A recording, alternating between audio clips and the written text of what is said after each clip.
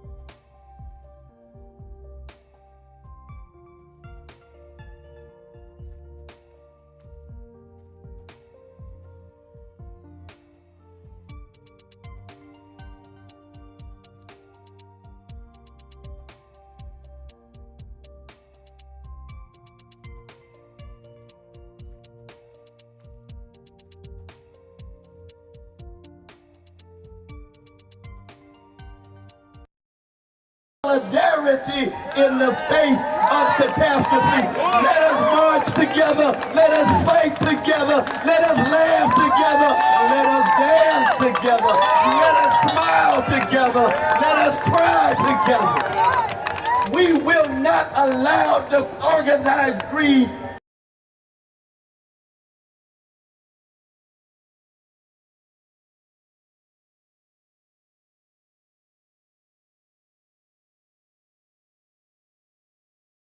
solidarity in the face of catastrophe. Let us march together. Let us fight together. Let us laugh together. Let us dance together. Let us smile together. Let us cry together. We will not allow the organized greed to have the last word. Love supreme or love supreme. Takes tremendous discipline, takes tremendous courage to think for yourself, to examine yourself. That Socratic imperative of examining yourself requires courage. And Wayne Butler Yeats used to say, it takes more courage to examine the dark corners of your own soul than it does for a soldier to fight on the battlefield. Courage to think critically. Courage is the enabling virtue for any philosopher, for any human being, I think, in the end. People to carry out nonviolent civil disobedience. A couple of dozen people linked arms and were arrested. Princeton University professor Cornel West was one of 19 people arrested on the steps of the U.S. Supreme Court during a protest against money in politics. You're joking! Are you denying us access to a public building? And we here because we want to keep the family center stage. Whiteness can't be reduced to white supremacy. You got a whole lot of white brothers and sisters fighting against white supremacy. We got a choice between neo-fascists like Brother Trump or milquetoast neoliberals like Brother Biden. Wow, I'm so happy to make a world-shaking decision. You know what I mean? You almost agreed with me. No, not at all. See, your solar plexus winds towards my direction. No, I got to roll. All right. You got to come back more often. We miss you. Democrats feeding the Republicans, Republicans feeding the Democrats, and yet poor people, working people, finding themselves pushed to the margins. I believe a Palestinian baby has the same value as an Israeli baby. We have to have people who are in solidarity, who get beyond their petty differences and be able to hold hands symbolically and literally and fight by straightening your backs up.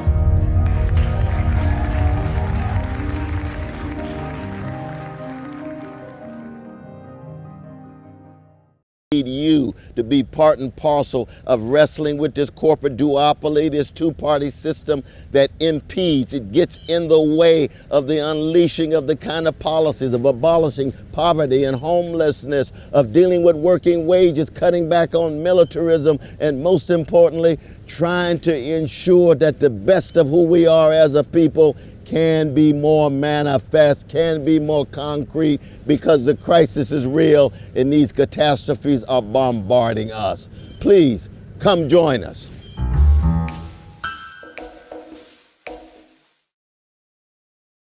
I'm voting, we're voting Cornel West.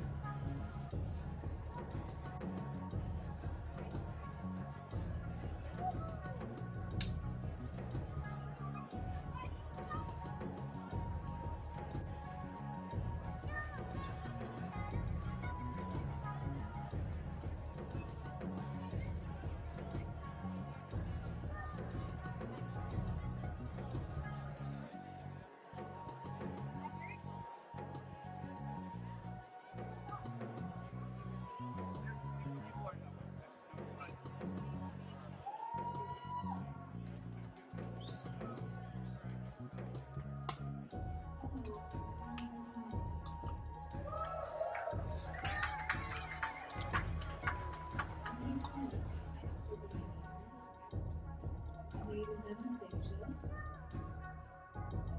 I'm gonna sing some songs for you guys. So thank you so much for listening, and thank you so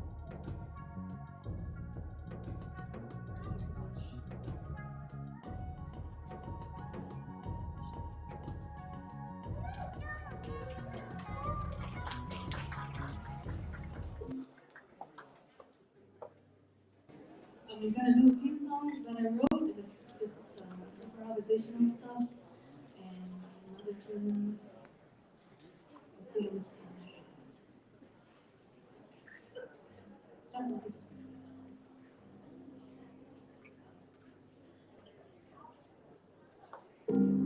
From the top of the flight of the white stairs, through the rest of my life, do you wait for me there? There's a bell in my ear, there's the white road. Drop a bell down the stairs, hear it fall forevermore. Hear it fall forevermore. Hear it fall forevermore.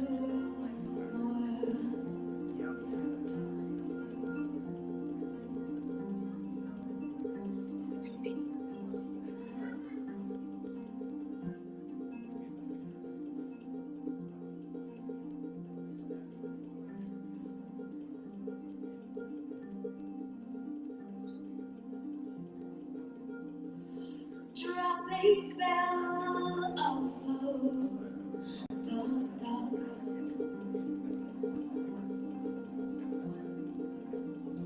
Blot it out in the sea. And sounding mute as a rock.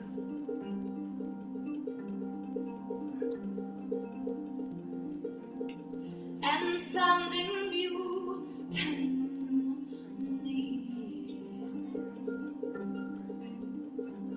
There's a light in the wings, it's the system of strings. See the side where they swing, see the wires, the wires, the wires.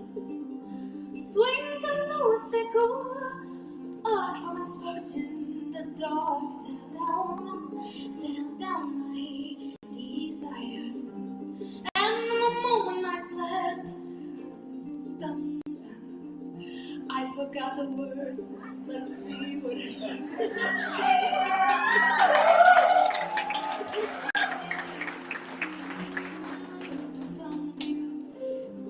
then I'm gonna move on from this point.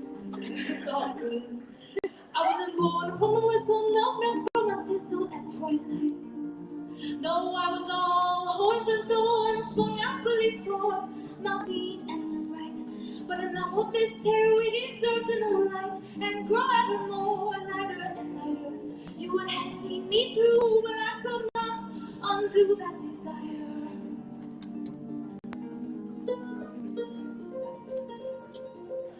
Push me back into a tree.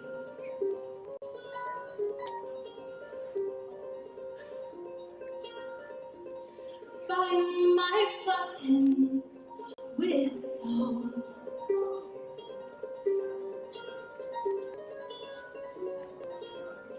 And fill my long ears with bees. Pray and please, please, please. No, you ought not. No, you ought not. And then the system of strings tugs on the tip of my wings, cut from cardboard and old magazines, makes me warm and rise like a sparrow. And the place where I stood, there was a circle of wood, a quarter to which you chop and you stack in your barrel. And it is it's terribly good to carry water and chop the wood street with soot, heavy booted and wild-eyed. As I crash through the rafters and the whoops and the pulleys, trail laughter and then holiest fell free, burned the sky high, and a slow little fire moves across the prairie with precision. While somewhere with your pliers and glue you make your first incision, and in a moment of almost unbearable vision, doubled over with the hunger of lions, pulled me close, cooed the dove, who was stuffed now with sawdust and diamonds.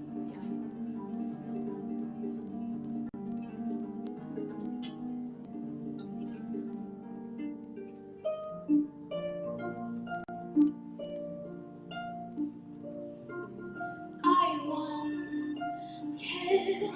to say, why long face, sparrow, perch and play, songs along the face, burrow, buck and bray, songs along the face, sing, I will swallow your sadness and eat your cold clay, just to lift your long face. And though it may be madness, I will take to the grave your precious long face. And though our bodies recoil from the grip of the soil, why the long face?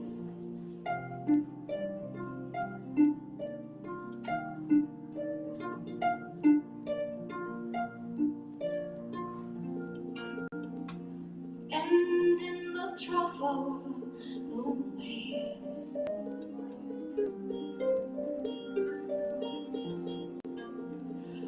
which are pawing like dogs,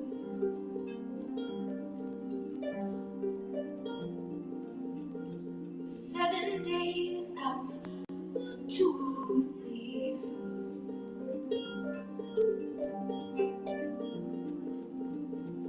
And I hear a noise from the hall,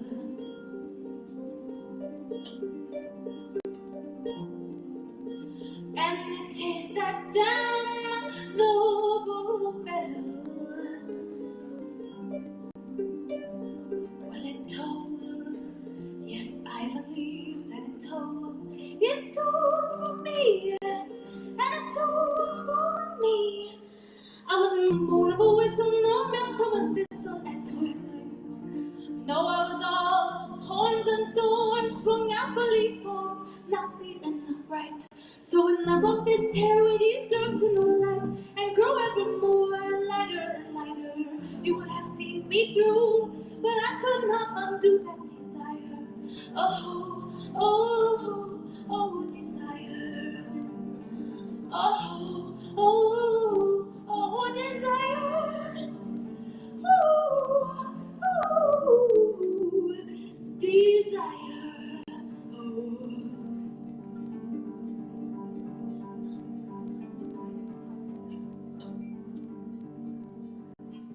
From the top of the flight of the white stairs, through the rest of my life, do you wait for me there?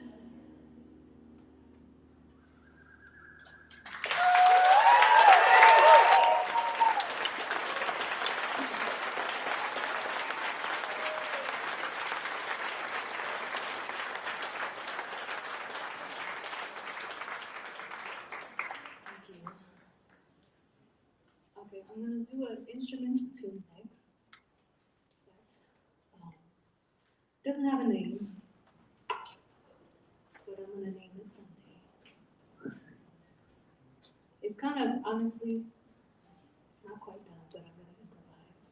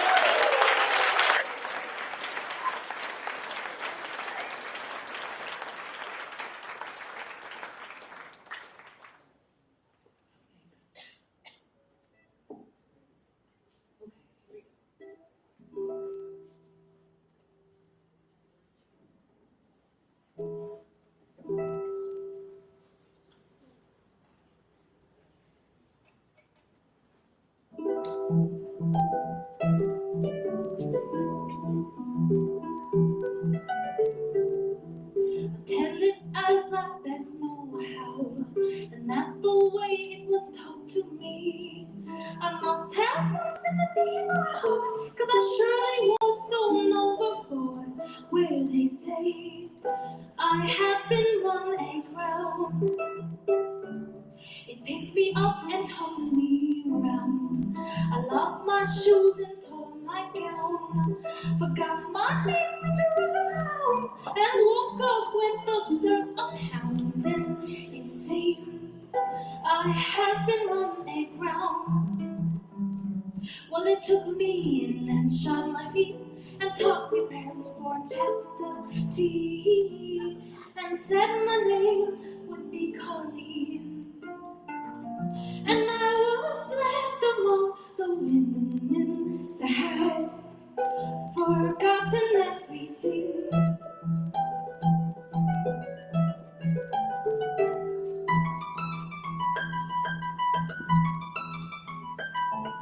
This morning round the cape at dawn, some travelers sailed into town. Some scraps for sale, the saddest songs, and a book of pictures leather bound. It showed a whale with a tusk a meter long. When I asked the man who showed it to me, what is the name of that strange beast, he said its name, translated roughly, to he who easily can curve himself against the sky. And I, and without words, he says, my lady looks further. The light is in your eyes, Colleen. I said, whatever can you mean? He leaned in and said, you ain't forgotten everything.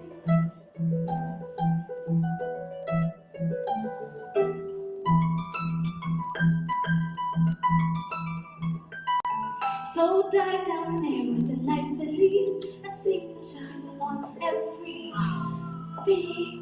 down to the bottom of the deep blue sea, down where your heart beats so slow. You never in your life you felt so free. Will you come down there with me, down where our bodies start to sing like artifacts of some strange dream, which afterwards I can't decipher. So soon I've forgotten everything.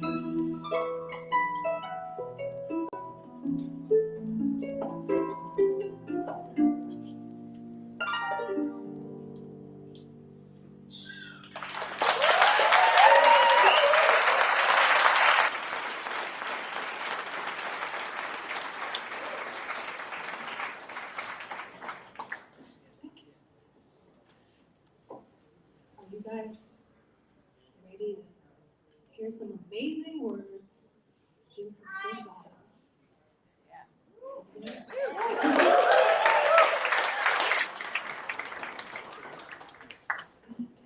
It's coming to you. I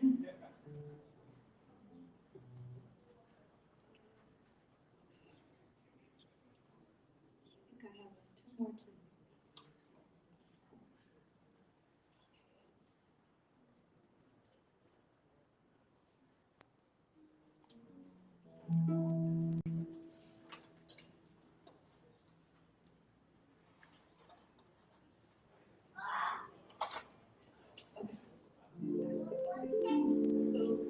Well, this tune is something that I wrote for my group, but I'm going to try to play it acoustically. I think it will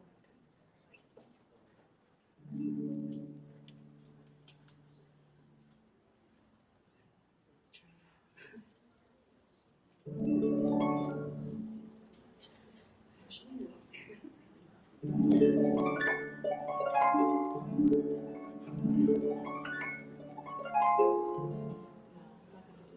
I can already tell that's going to be 2 labors for now. Okay. It's called Ramakandra. My group is called. Alright, I'll do this one. Okay.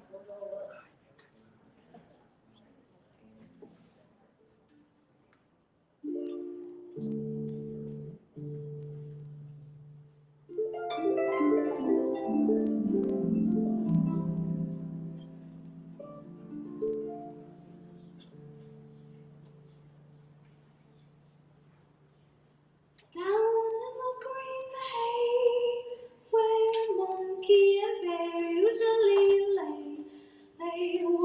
from the stable boys cry. Said someone come quick, the horses got loose, got grassing. They'll found their fame, they'll find. But he's now known by the sword and the wound, by the chestnut and the bay and the gelding gray. And stay by the gate that you are given, and remain in your place for your season. And happy overfed dead, but listen to the high fenced horse's wisdom. Did you hear that bear said, monkey, will get out of your fair and square? They let the gate open wide. So, my bride, here is my hand, where is your paw? Try and understand my plan, Ursula. My heart is a furnace full of love that's just an earnest. But you know that we must unlearn this allegiance to a life of service, and no longer institute that heartless hangmonger, no be Hayes accomplice. The charlatan with all his horsemen, but Ursula, we've got to eat something, then earn our keep while still within.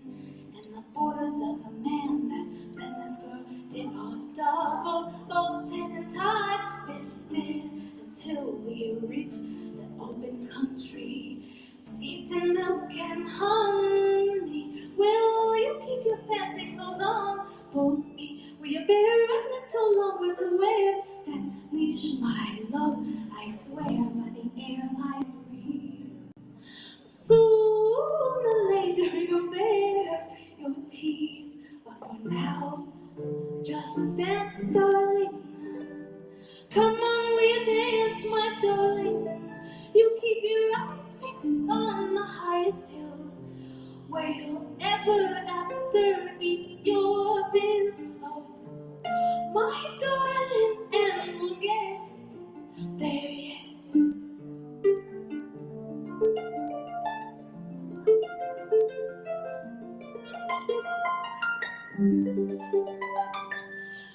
They drew past the guards, past the coops and the fields and the farmyards, all night till finally the space again grew much farther than the stone that bear through to mark where they'd stood for tea.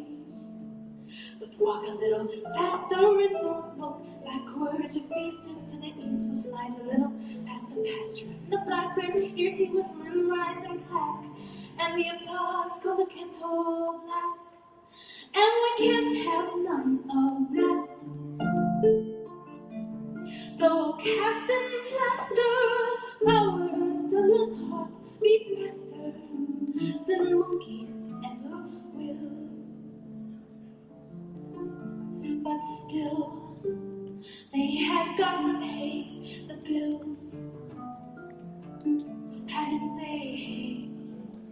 That is what the monkeys say. So, with the courage of a clown or a cur or a kite jerking tight at its tether, and her dun-bound gown of fur and swans down in leather, there would sway on her hind legs the organ.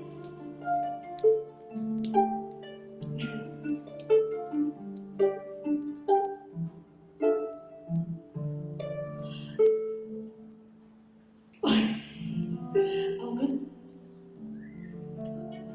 You keep your eyes fixed on the highest hill, where you'll ever after eat your fill.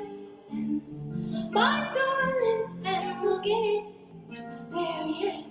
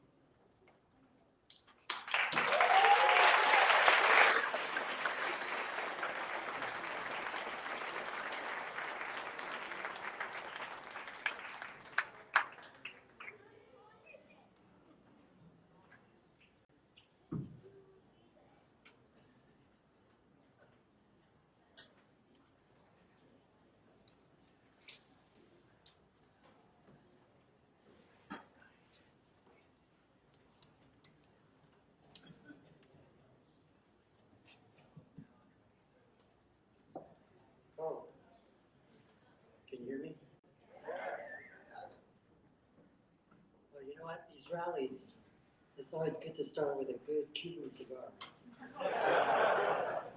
Just joking.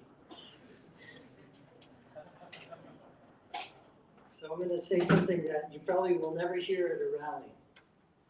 Please do not turn off your cell phone, because I'm going to ask you to write some things, take some notes of a few names I'm going to give you later on. You can turn the volume down. That would be cool. The ring volume.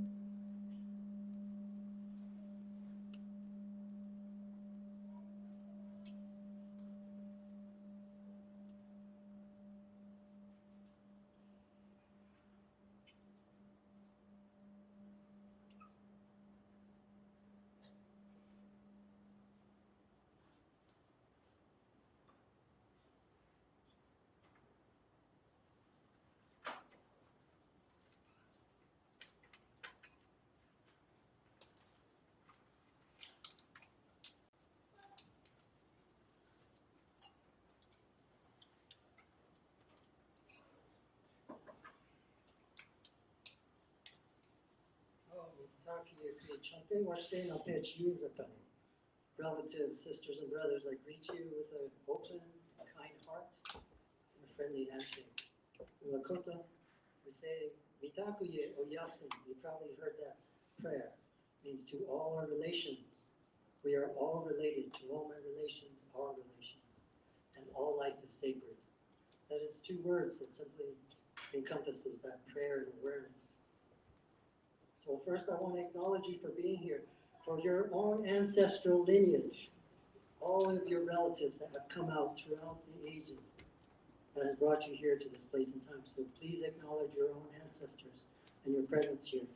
Not only here in this room, but here on Mother Earth. What has brought you here to Mother Earth? What is your purpose? So we want to also acknowledge the land ancestors here. The Arapaho Nation, the Cheyenne Nation, the Ute Nation, Shoshone Nation, Comanche Nation, further south, the Pueblo Nation, Apache Nation, the Dene, Navajo Nation, up north, the Lakota Nation, some of my relatives.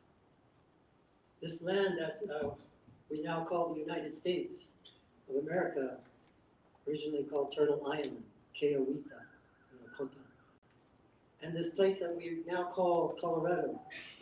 So all of these nations that we recognize to give thanks for them caregiving this land for all these millennia and generations. So here we are, relatives, together. So I'm going to offer a prayer song, a traditional Lakota prayer song. So I ask you not to applaud or clap, because this is not a performance, this is a prayer. And I'm going to play that prayer song through the flute. These songs, chants we sing in certain ceremonies have been sung for thousands of years, some of these.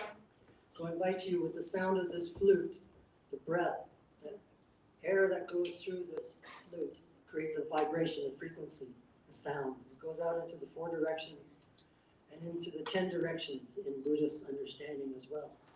So along with this sound, I invite you, relatives, sisters and brothers, to send out your own frequency, your own love, your own compassion, awareness. Send your vibration out into the 4 directions and the 6 directions, along with this prayer. Please feel centered and grounded sitting on Mother Earth, even though you're on carpeting and cement. You're still connected with Mother Earth and Chinoka. You're connected with all your ancestors and with all the relatives here, seen and unseen relatives, the 4-legged, the wingeds, the fish, the birds, the water dwellers, the tree, the plant nations, the 2-legged, the 4-legged.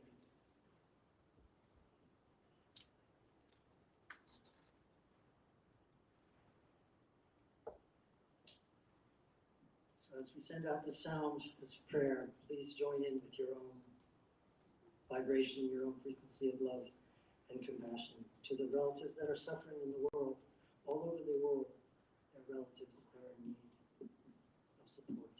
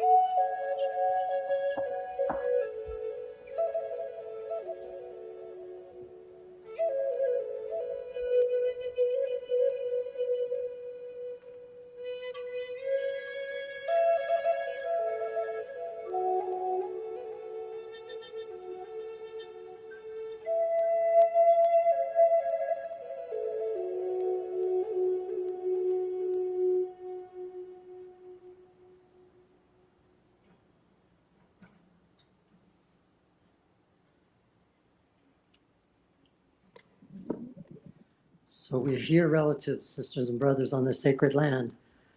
And we know the history, the settler colonial project, the occupation that has happened here. And we see this happening now, even today, in other parts of the world, namely Gaza, Palestine, apartheid in South Africa, places like this. It's a wake-up call for all of us to realize what is happening. So if we really want to have peace in the world, to create the beloved community that our dear beloved Reverend Dr. Martin Luther King talked about, and also Thich Nhat Hanh, Vietnamese monk, venerable, spoke about the beloved community. How do we achieve that? How do we arrive at that peace? But without peace, without justice, there cannot be peace. And without truth, there cannot be justice. If we are told lies, if we are deceived, if we are given misinformation, in Buddhist terminology, it's called avidya, to ignore or ignorance. We do not know the truth of what is happening in the world. Hence, this is why we have such chaos and insanity in the world today. So it's up to us, relatives. It's a wake-up call. As Martin Luther King said, it's a call to conscience, a call to wake up, a call to action. As our dear brother Bob Marley said, emancipate yourself from mental slavery. None but ourselves can free our minds. So if we're conditioned to think wrong thoughts and wrong beliefs about our society and our so-called leaders, then we will never get ahead to transform our society. And as Martin Luther King Jr. said, injustice anywhere is a threat to justice everywhere. So we see great injustice happening all over the world for centuries. And now in our lifetime, who would have imagined we are witnessing a live stream genocide? He also said, Martin Luther King Jr., there comes a time when silence is betrayal. So relatives, it's up to us to speak out. And then our brother, also quote from our brother, justice is what love looks like in public. So until we create justice in the world, we do not have a loving and just and peaceful society. So some of our relatives said this. Chief Sitting Bull, Tatanko Iotake from the Hongpapa tribe up north. He said, let us put our minds together, our minds and our hearts together to see what kind of life we can create for our children. And another Indian leader from across the ocean, he reminded us, you've heard of him, Mahatma Gandhi. He said, the difference between what we do and what we are capable of doing would suffice to solve most of the world's problems. So that is an empowering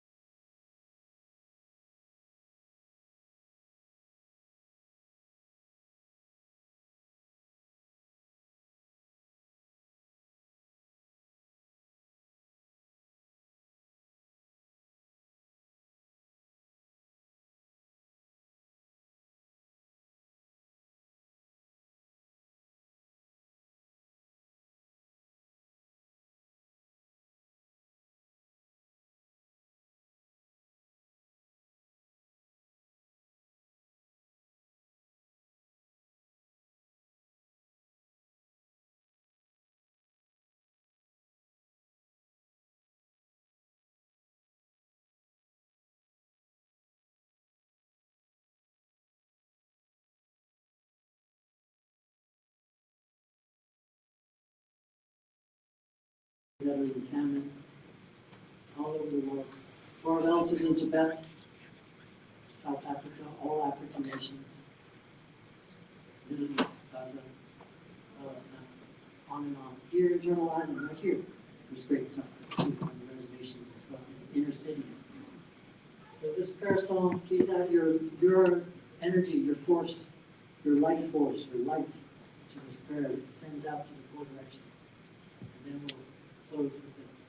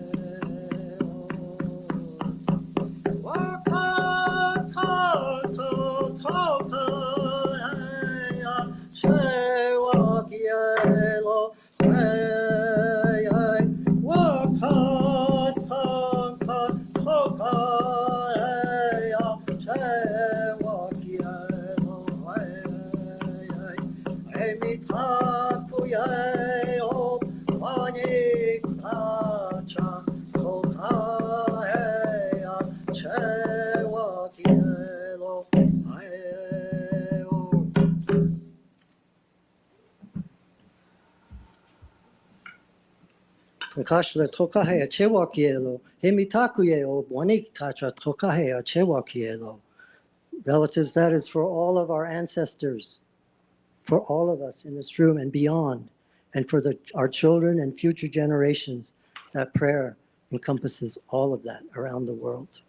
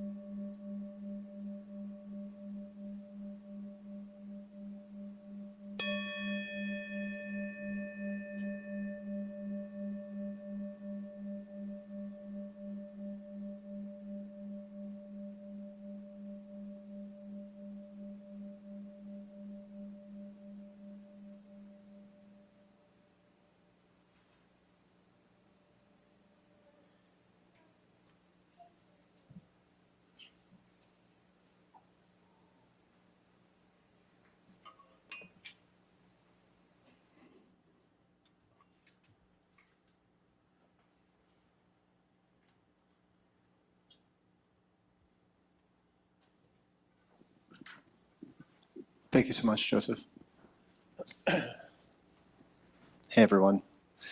My name is Max. I'm a student here at Naropa University.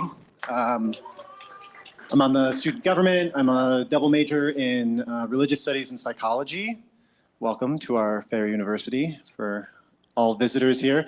I'm going to do a couple of quintessential Naropa things real quick. I'm going to lead us in a little bit of movement very quickly. I won't be up here for very long. Okay, the first thing I'm going to ask is that we bring some of the energy up. And we get on our feet. There we go. Absolutely. All right, yeah, I'm seeing some wiggles. That's a good move. Getting the energy moving. Okay.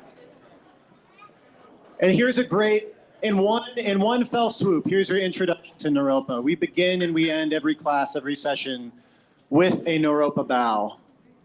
So I invite you all, if you would like to join me in a Naropa bow.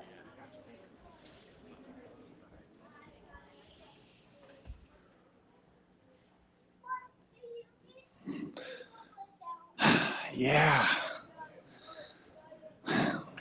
So, Dr. Cornel West.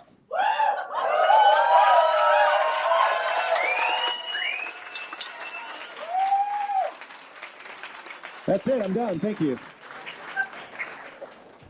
I also have the privilege, the honor of working for the Dr. Cornel West for President campaign. Dr. West is an absolute legend in his work, speaks for itself. But when I look at his truth, justice, and love-based platform, another Naropa moment here, this is how I feel.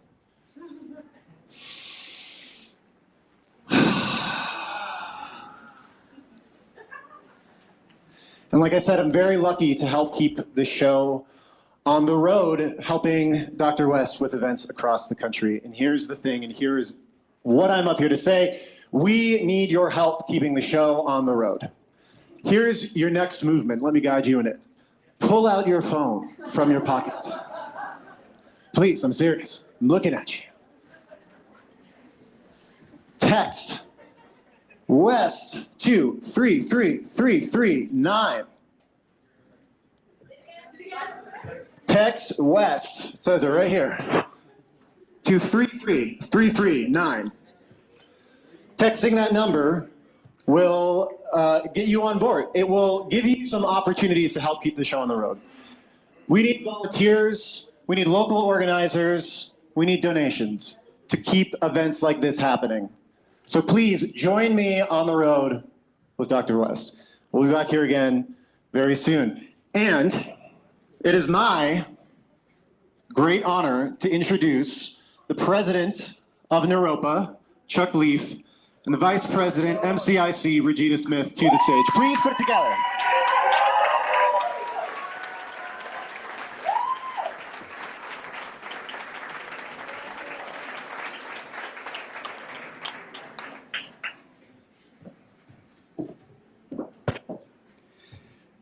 Good evening. Thanks for being here. I'm going to give 50 years of Naropa in 90 seconds, so you need to listen fast, please. First, I want to welcome Dr. West to Naropa. Naropa has thrived for 5 decades because it's been a conversion of genuine lineages and genuine lineage holders. And Dr. West is a luminary from a lineage that is now blessing Naropa with his presence, and we're very grateful to have him here. 50 years ago in 1974, we were still raw from the wounds that were created by the murders of Dr. King, Malcolm X, Robert Kennedy. We gathered together in Boulder at the invitation of Naropa's founder, the Tibetan Chögyam Trungpa Rinpoche, who himself was a victim of genocide, of political turmoil, and had arrived in the West with the idea that we could start a university that would bring together the contemplative traditions of many of the world religions, along with the academic training that seemed needed at the time and is still needed now. We also gathered together at a summer when, in the middle of our summer process, a president of the United States resigned in disgrace, and we bore witness to that sitting here in Boulder, Colorado. It was within that container that a group of faculty and students, faculty representing the disciplines of religious studies, theological practitioners, environmentalists, neuroscientists, artists of all kinds, who brought to this container music and dance and poetry and writing, energizing 2,000 people in Boulder We were hoping for a couple of hundred. We got 2,000. We figured out what to do.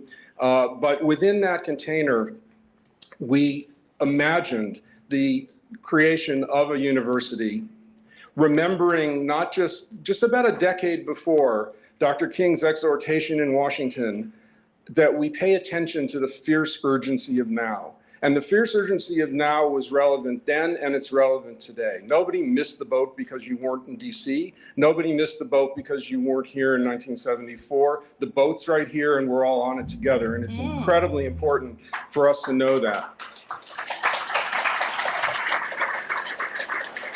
My 20 seconds left.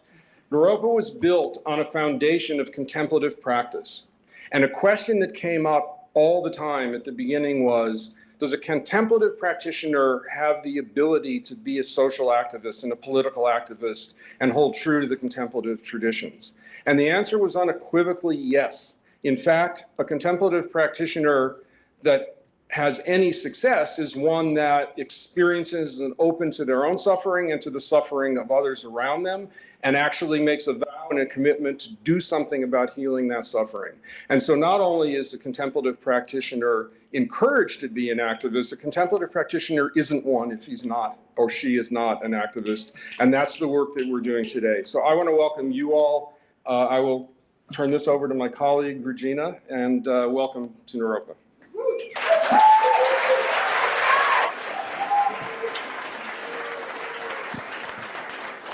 Good evening and welcome. I'm so happy to be with you tonight on this fortuitous moment. I feel deeply blessed to be here with you and deeply blessed to be here with you, Dr. West. I want to thank everyone who made this happen, all of the forces, both seen and unseen, that saw it fit that Naropa's timeline and the timeline of Dr. West could converge. And I want to personally, and I'm a crier, so I'm like working with that already. Thank God in the other room you said tears are a form of love and prayer. But I want to personally just thank you for how you've been a guiding light in my life. As a Black woman who navigates a lot of white space, to have you here means so much. So.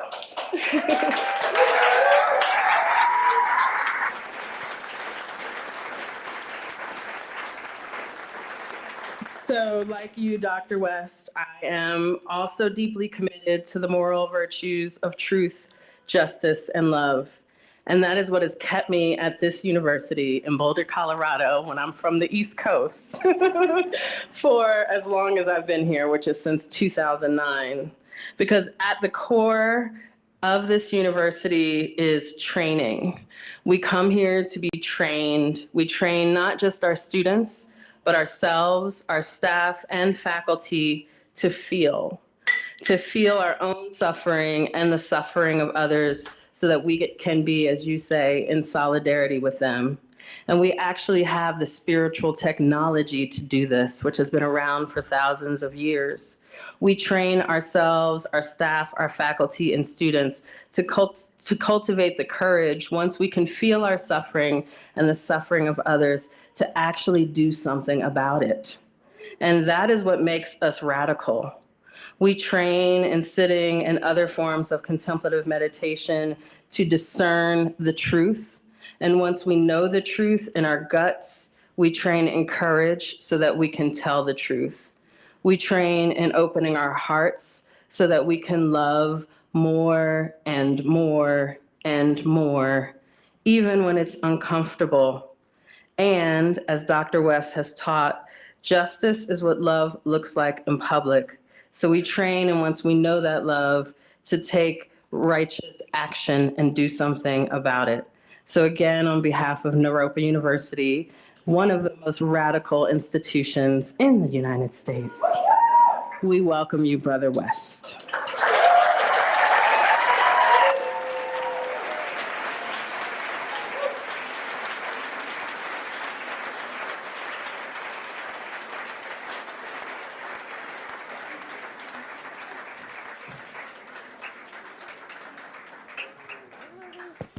Such a small mic. Okay, I'm not gonna use this. Hi y'all, my name's Remy. I'm gonna give you a little poem that I have on my phone Michelle Obama. I can read and be on my phone. I can vote and be on my phone at the same time. You know what I'm talking about? You hear me? Okay, so this is called content warning. Zionism, or because Black people do not have an ethnocratic genocidal settler colonial state, or it's complicated. Free the land, outs to my good sis, outs to the femo. A quote from Kwame Ture: peace is the white man's word. Our word is liberation. I still feel the sway of the sea in my DNA. Somewhere in the hold, they dream of Benin, not Washington. They dream of Turtle Island, not America. They dream of Palestine, not Israel. I'm scrolling through my phone. There are 4 slides of Palestinians, ranging from a single man scaling a hill to a group of 4 men walking a road, and they are hit by a precision missile strike by Israel. The youth will receive an email from a college president condemning Hamas as a terrorist group for armed struggle against an actual terrorist settler colonial state that conflates its genocidal philosophy with the religion it does not uphold. It will read, who transformed the villager to slave to blacks, the blacks to criminals? Who turned the Jews to lenders, to ash, to redliners, to occupying Zionists? Who holocausted Hawaii and built homes on native lands for Haole? Who tapped the land of its oil and diamonds and water and timber and blood and pussy and children? Who delivered the crack and the guns by Amazon Prime? Who billionaires while the earth burned hide in bunkers? Who bomb your land till you come to the land of the free to be made prisoner again? Who voted for Donald Trump, for Joe Biden, for a fascist president? Who pay taxes that fund genocide? Who pay taxes that pour toxins in the ocean? Who raised the project houses, raises the police budget? Whose fingers pull triggers on the unarmed? Who pushed propaganda about letting those without food die in the streets? Who steal food from the refugee? Who leave Mike Brown black body in the street for 4 hours? I continue scrolling on my phone. An IOF soldier berates a woman on chat. Show me your titties or I'll kill more Palestinian children. I've already killed 15. No. The email goes, Dear Naropa community, the outbreak of war in Israel and Gaza, now extending to Lebanon, is shocking, not only because all such aggression is horrifying and should give rise to condemnation, but especially for the ways in which civilians, including infants and children, are deliberately being targeted. Sick. Read Israel produce false news of beheaded babies. Israel shoots and starves children. Israel killed its own as hostages. Continues, Hamas's actions have brought unfathomable suffering to those killed or captured and to their families and communities. Sick. Read, let us assume that it is Hamas that has brought genocide upon their people after deciding to engage against armed resistance with a settler colonial proxy state for the highest funded military in the world. Without doubt, Hamas terrorists are taking refuge among Gaza residents who don't share the same anti-Jewish hatred, and yet who will inevitably bear great suffering as a result of Israel's decision to cut power, water, and food access to those more than 2 million already mostly destitute people. Sick. Read, when one side cuts off water, food, and electricity on another, then it's not war. When social media is censoring the contents of one side and not the other, then it's not war. These actions, while a predictable response, are also tragic for the pain they will induce on those innocent residents as Israel defends its own citizens. Sick. Racism is distraction. I might explain to a room of crackers a single instance of justification for rebellion, for them to feel merely uncomfortable in their life. While I explain the massacre of my people, or of those of Sudan, or those of Haiti, they will be upset that I surfaced the topic. I will do my best to make the Caucasians feel safe, to make the crackers feel like a good American. I will tell them, oh, I'm okay, because they will inevitably greet me. How are you doing? Somehow genocide registers as a normal function of their world. Somehow their phones operate on Congolese death yet life is still pleasant. It is nuanced, they will say, it is complicated. Having been divorced of their power and seeing me relish any of my own, mistake it as terror. How liberation becomes terrorism. Free the land. Thank you.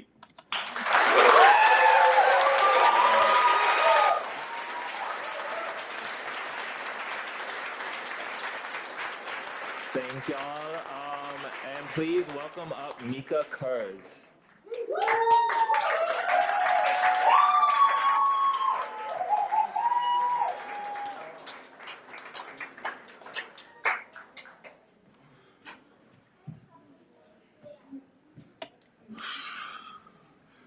Assalamu alaikum. Shabbat shalom. Shabbos. Hi everybody, my name's Mika Kurz. My friends and family here call me Mika. For those who don't know me, I work on Naropa campus at the Boulder County Climate Justice Hive. I'm originally from Jerusalem. I come from descendants who fled pogroms and gas chambers. And I joined the Israeli military when I was 18, thinking I was going to protect the borders of my country, only to realize that we are a settler colonial state. It took a long time to realize that. And I come here with a broken heart, and I think we feel that broken heart together. My heart is shattered for what's happening in Gaza to the Palestinian people. My heart is also shattered for the fact that it's my people who are committing these crimes. And with your permission, I'd like to invite you to join me for a moment of silence, to breathe in that amazing poem, and to hold those people in our hearts for just a second, because it's really difficult to do that, but this seems like a collective opportunity. Thank you.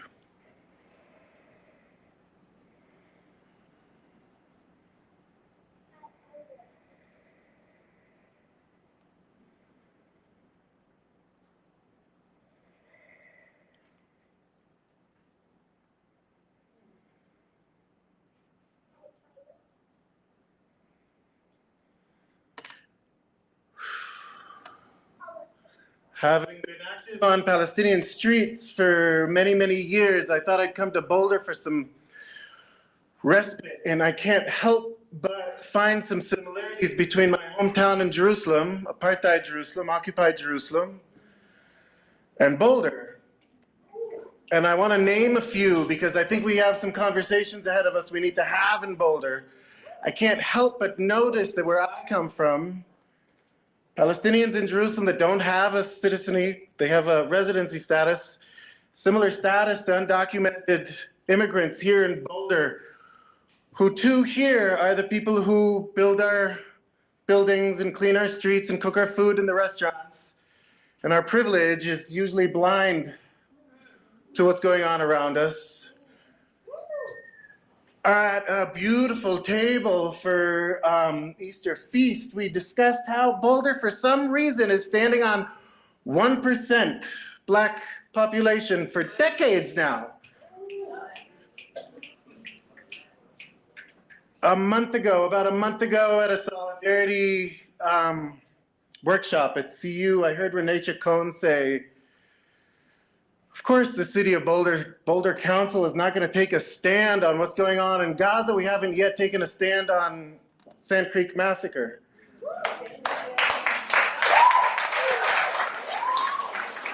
And we have to understand that these things are intertwined and interconnected.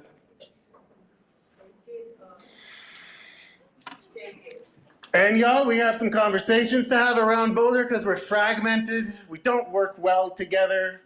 We work in different grassroots organizations. We compete for funding with one another. We find reasons to not work with each other versus finding reasons to work with one another.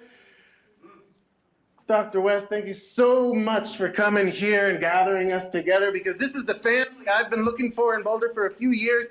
And y'all, it's hard to find you. It's so great to see this crowd.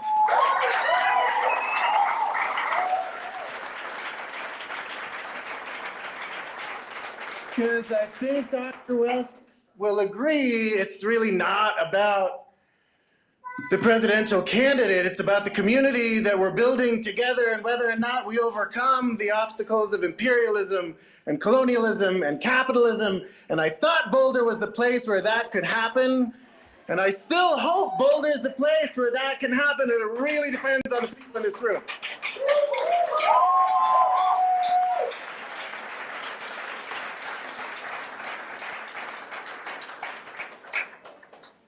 So I really look forward to seeing you over the coming year, that we'll do some really juicy, radical, awesome organizing together. I also want to name Council Member Taisha Adams, that's right, who called out at the council meeting not long ago that Boulder has taken a stand. It took a stand on apartheid in South Africa. It took a stand on Myanmar. It took a stand on the war in Iraq. Why on earth could we not take a stand on a genocide that's happening in Gaza that we are funding, abetting? That's on us, though, to force them to do that, and we need to be showing up. So I hope, again, that we see one another way more often. On that note, for those of us, I think the next speaker needs no introduction. She has educated a generation of us in Boulder about just transition and about climate justice and how to organize around Boulder. And it is my great pleasure to invite Michelle Mazel-Gabriello.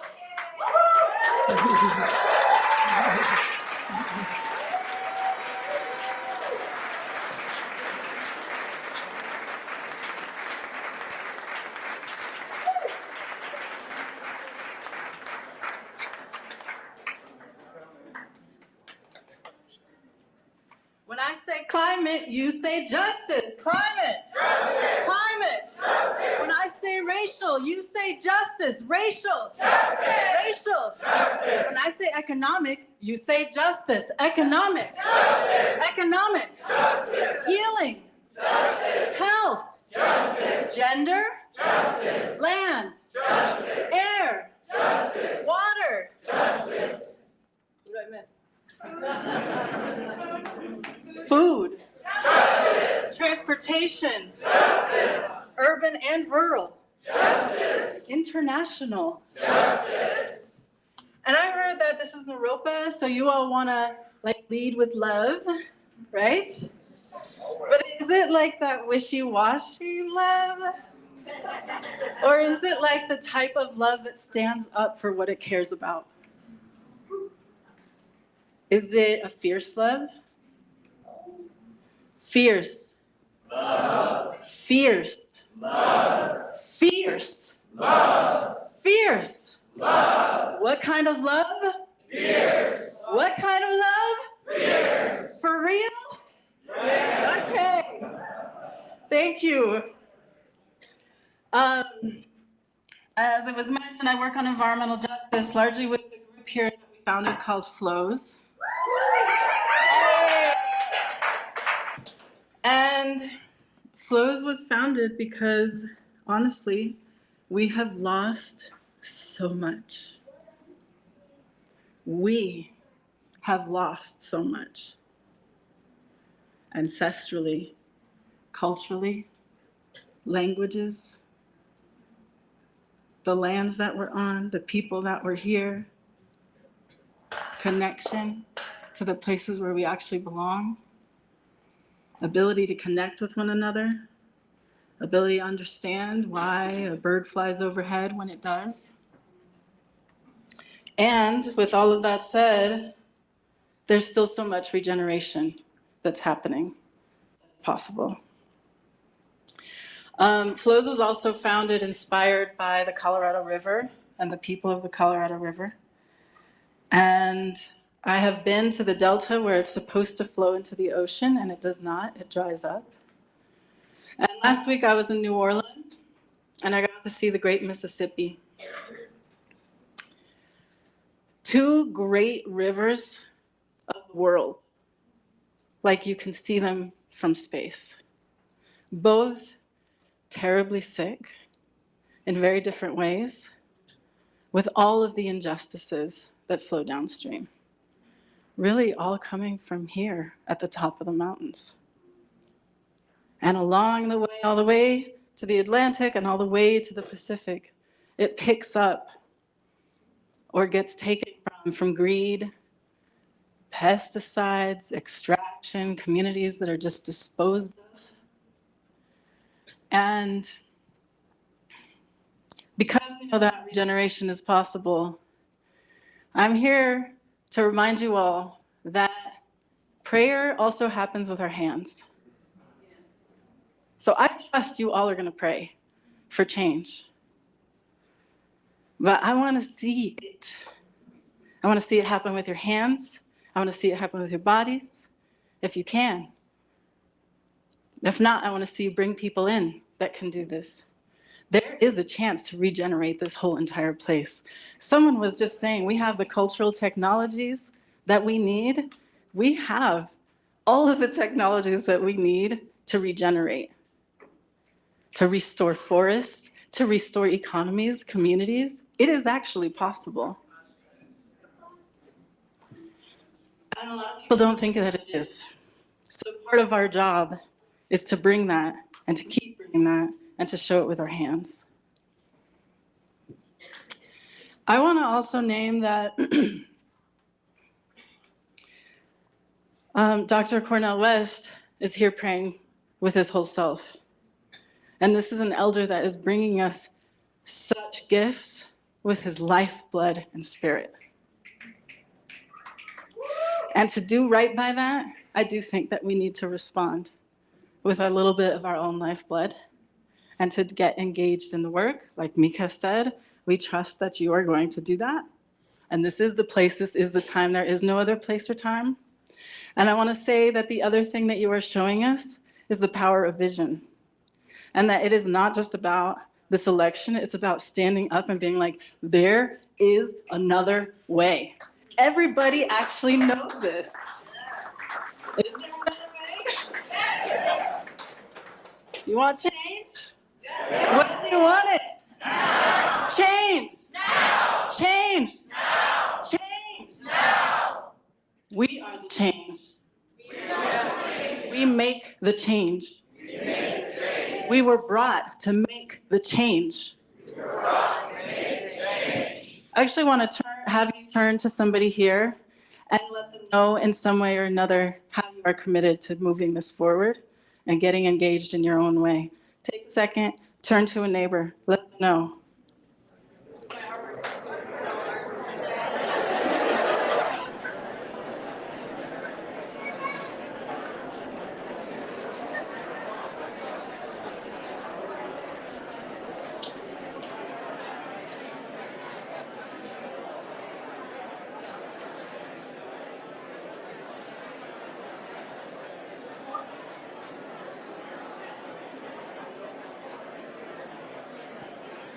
All right, give each other a bow. Sorry. Thank you so much. Give each other a bow. Gratitude.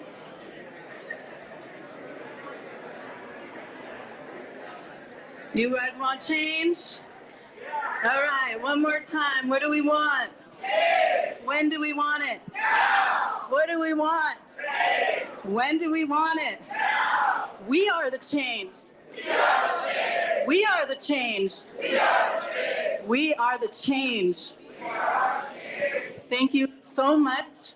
Please welcome the man who's been almost most important as anyone's in my life, my partner in crime of over 25 years, the professor of Afrofuturism, environmental justice, food justice, civic engagement, and contemplative practice, which obviously go together.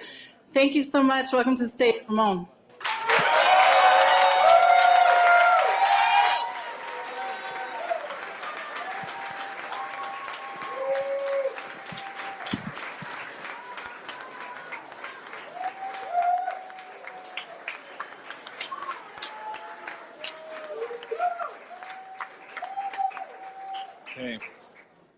Thank you, Michelle, for getting us, for rousing us. For helping us use our voices, practice using our voices. I'll just say in our life, Michelle's the one that's like, Ramon, go. And you know, we've been doing what we can do for 20 plus years.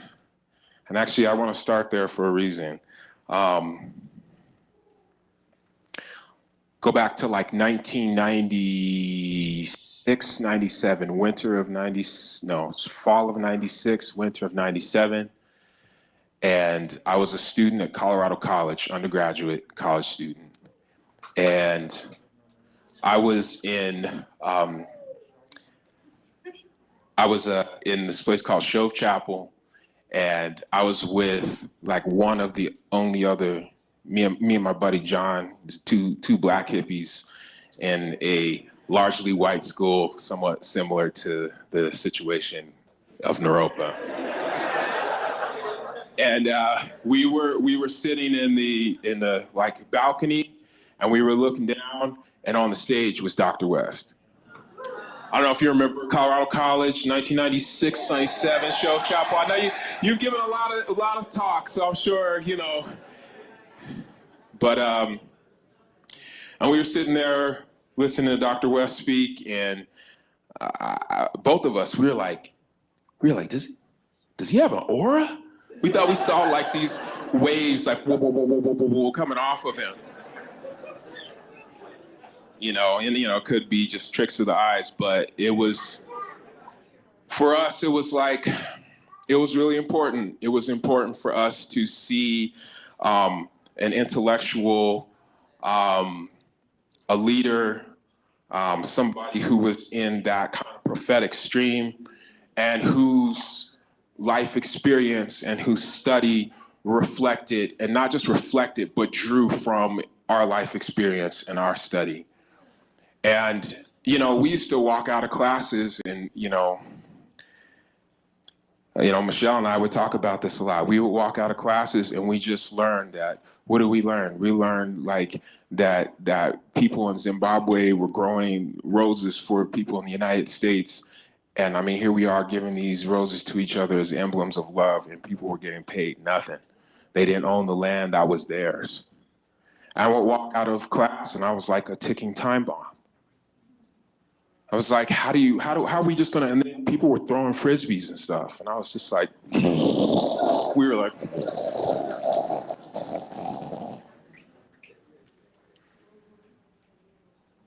so it was important for us to see and hear someone at that time who actually could make words and make intelligence and make direction out of that inner roar that we felt.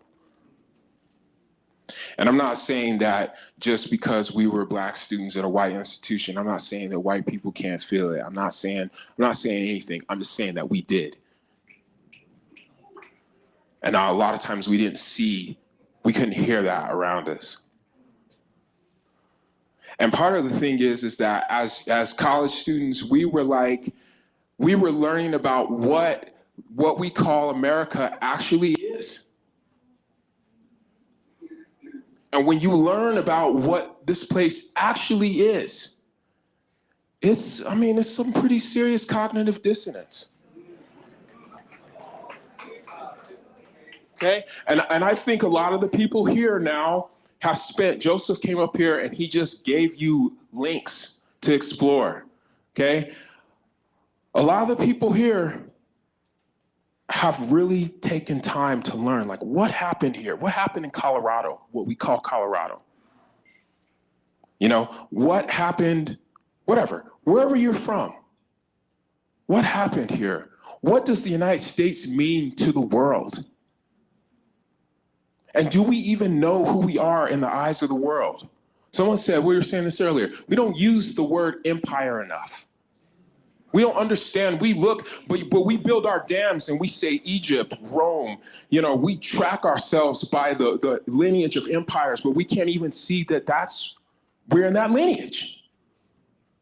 And so we have this narrative cognitive dissonance issue happening here in the United States, where a large part of the population has internalized what we are as a totality. And a large part of the population of the United States has not. And are afraid, because it's not just what they are, it's what we are. And they're afraid to really look at and put together inside of them what we actually are. And I think this is part of why some people are not prepared to vote for someone like Dr. West. You know, we were just in the next room over, a group of students, conflict transformation. Where you at?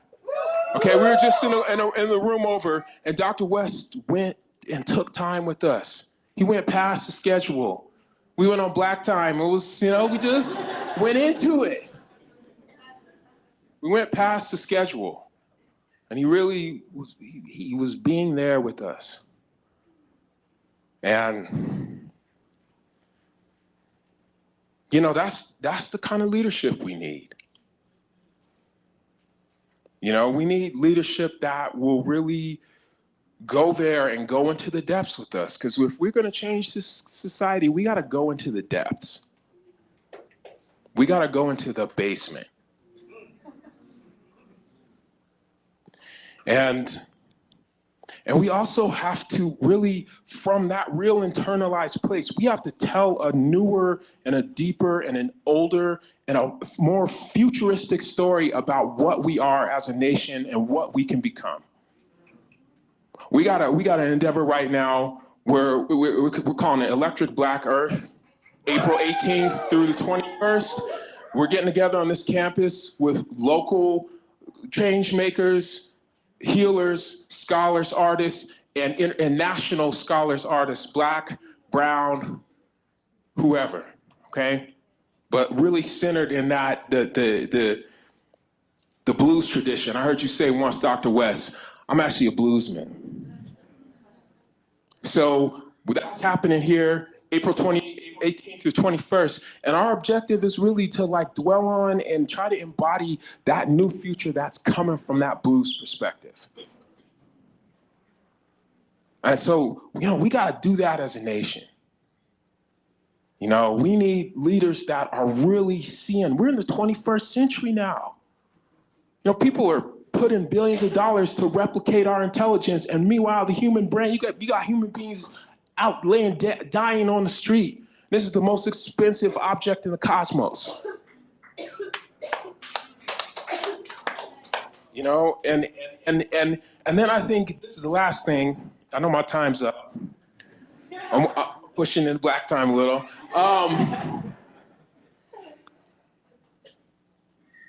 think I was listening to Dr. West. I was a philosophy student in college.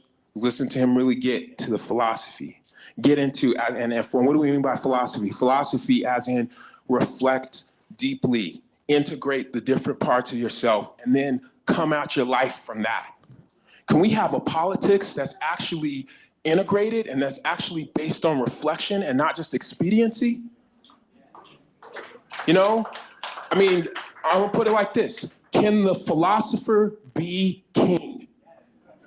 Can the philosopher be sovereign? Is America actually ready to elect Dr. West? Ready. Yeah. Okay, and we know that what needs to happen can't be done by one person. It absolutely cannot. We need leadership that's actually going to raise the sovereign. I'm going to take the gender out of it. The sovereign function in every one of us.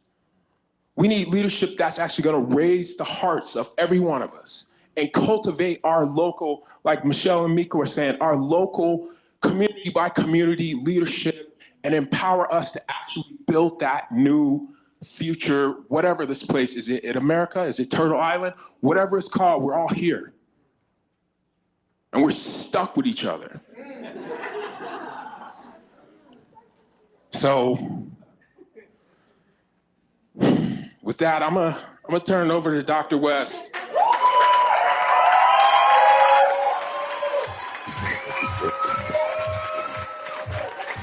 What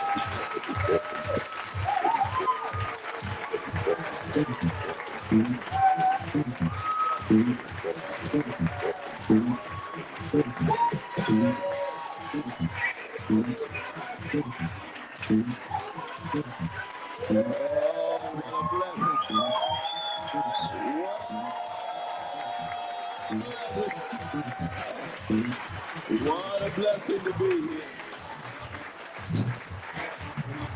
What a blessing to be here. Oh, indeed, indeed, indeed. Lord, you all been standing a long time. You in much better shape than I am, I can tell you that.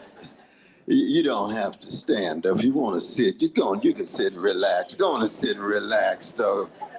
Indeed, it's getting late in the evening, too. You're going to relax. But I want to thank each and every one of you. And the introduction, oh, brother, I appreciate it. What a dynamic couple. What a dynamic duo. Ramon and Michelle. Oh, Lord, Lord, Lord, Lord, Lord, Lord.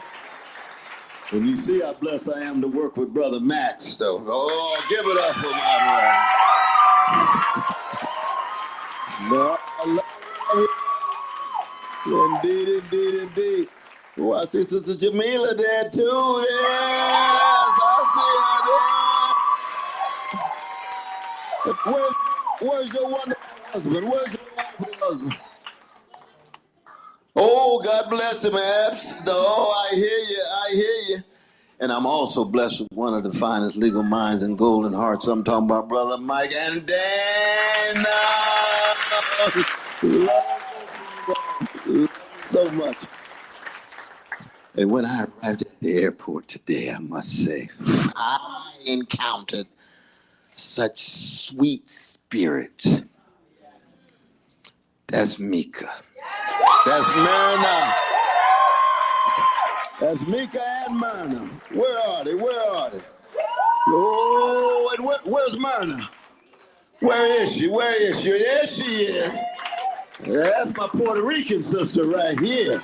Oh, yes, and my Israeli Jewish brother right here. He's a freedom fighter.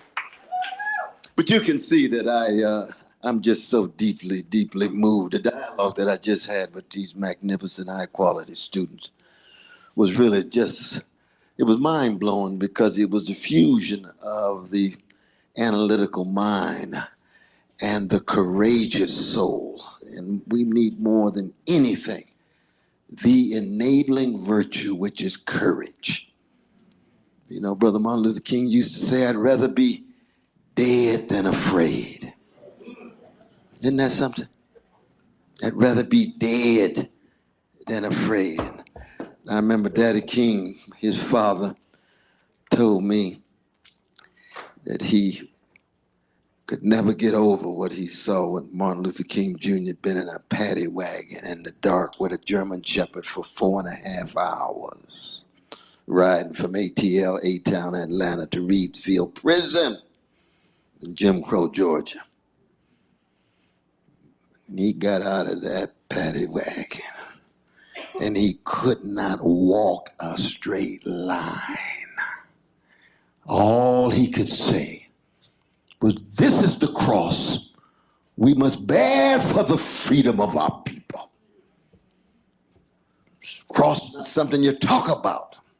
It's something you bear and something you're willing to die on.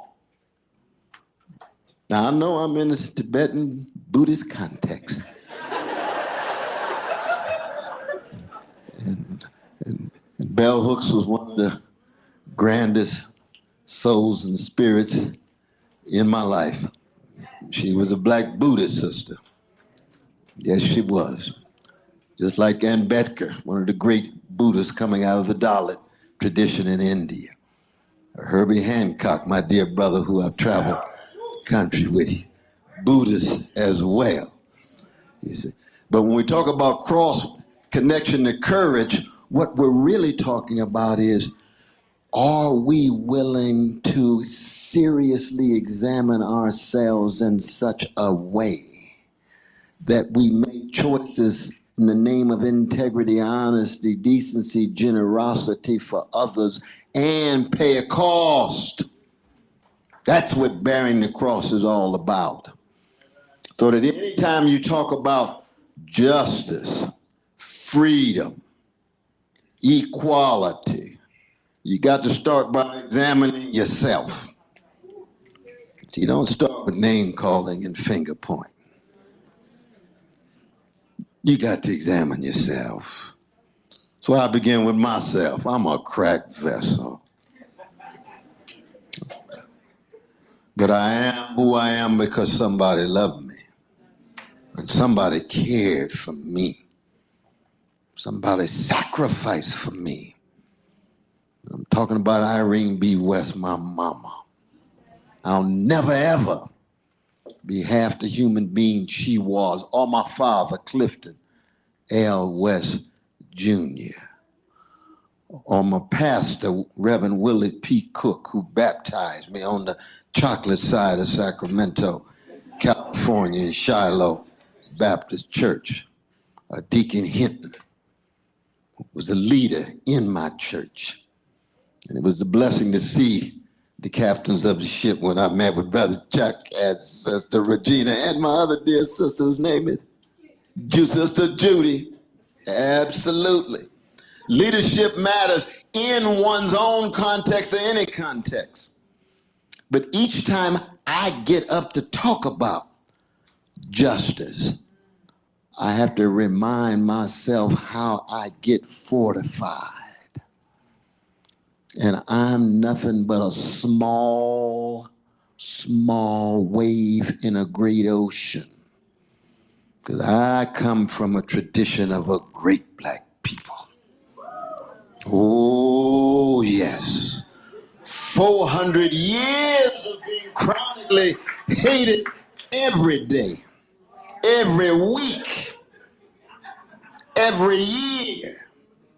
And yet, at our best, we keep dishing out these love warriors in the face of hatred. Where does Sojourner Truth come from? Where does Harriet Tubman come from? Where does Frederick Douglass come from? Where does Ida B. Wells come from? Where does John Coltrane's Love Supreme come from? Where does Stevie Wonder's Love and Need a Love come from? The OJ's Love Train, those are not just songs or forms of entertainment. Those are choices that human beings make under the most indescribable adverse circumstances and conditions. That's part of the tradition I want to be a part of. And there's no accident that there's never been a black version of the Ku Klux Klan. I tell my vanilla brothers and sisters, when you see black people, you ought to just give them a standing ovation. Just give them a standing ovation. You say, what do you mean, Brother West? What do you mean, brother? Just give them a ovation. It's true.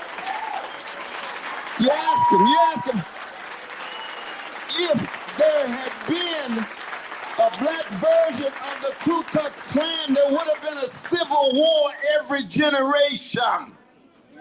You wouldn't have what's left of the democracy.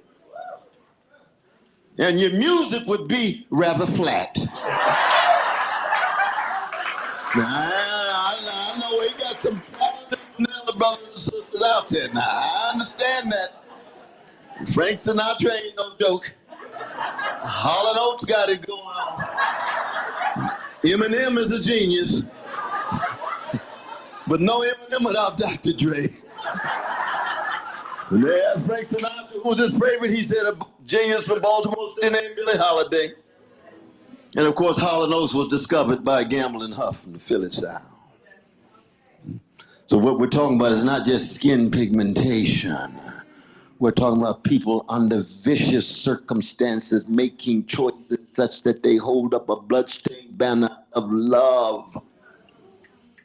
And it has much to do with the gift of our precious Jewish brothers and sisters in that Hebrew scripture. Do justly, loves mercy, walk humbly with thy God. Spread that hesed, that steadfast love, that loving kindness to the orphan and the widow, the fatherless and the motherless, the oppressed, the persecuted. Yes, Allen Ginsberg understood that. He was here. I knew Brother Allen. I loved that brother. Me and he and Rabbi Lerner and I would travel the country as part of the Tikkun magazine operation. That's the best of our Jewish brothers and sisters. And like anybody else, all human beings have the capacity to terrorize and traumatize even after they have been terrorized and traumatized. It's a human story at the deepest level. So in the face of the terror, how do we produce freedom fighters for everybody? Yes, that's A. Philip Randolph. That's Fannie Lou Hamer. In the face of the trauma, how do you produce wounded healers? Not wounded hurters, wounded healers. I'm talking about a moral and spiritual greatness. Every culture, every civilization, every human being has the capacity to aspire to. But it's no accident that in the belly of this particular imperial beast called the USA, and I'm talking about USA at its worst, not its best, because I look at the world through the lens of a Palestinian Jew named Jesus, who said, what you doing to the least of these, you do unto me. So I want to know, how are you treating your indigenous brothers and sisters? I want to know, how are you treating your poor, no matter what color? How are you dealing with women in the face of patriarchal bombardment? Are you treating your gay brothers and your lesbian sisters with humanity and honor? Are you keeping in contact with the children who have twice the poverty rate as everybody else? Are you staying in contact with the elderly? Those are not just empty rhetorical gestures. They're part of a way of being in the world. Now, it's true, I don't exist without Malcolm X. He's a Muslim brother. I don't exist without Muhammad Ali. And given my love for Coltrane, I don't exist without Naima Coltrane, his first wife, who was a Muslim, who convinced him to keep playing jazz when he gave up given his heroin addiction. What are you talking about, Brother West? What does this got to do with a campaign? No, I always begin with the traditions of resilience and resistance. This campaign ain't nothing but a moment in a movement. My dear brothers were so right with Joseph's reflections. Other formulations. If we're not part and parcel of social motion, social momentum, and if we're lucky, social movements, then we have very little chance of coming to terms with the depths of the catastrophes. What I love about this institution is, one, I've been bowing for 40 years. I didn't know it was a Naropa bow. Every time I see a human being, I bow. And I get here and everybody's bowing. I said, damn. They didn't do that at Harvard, Yale, at Princeton, or Union Theological Seminary, where I teach. But one of the crucial features of this institution is that when you take religion seriously, given that most institutionalized religion tends to accommodate itself to empire and white supremacy and male supremacy and structures of domination and predatory capitalist processes. Our churches, our mosques, our synagogues, they so quickly accommodate themselves. I'm talking about the prophetic slices of our religious traditions. And then the rich prophetic slices of our secular traditions.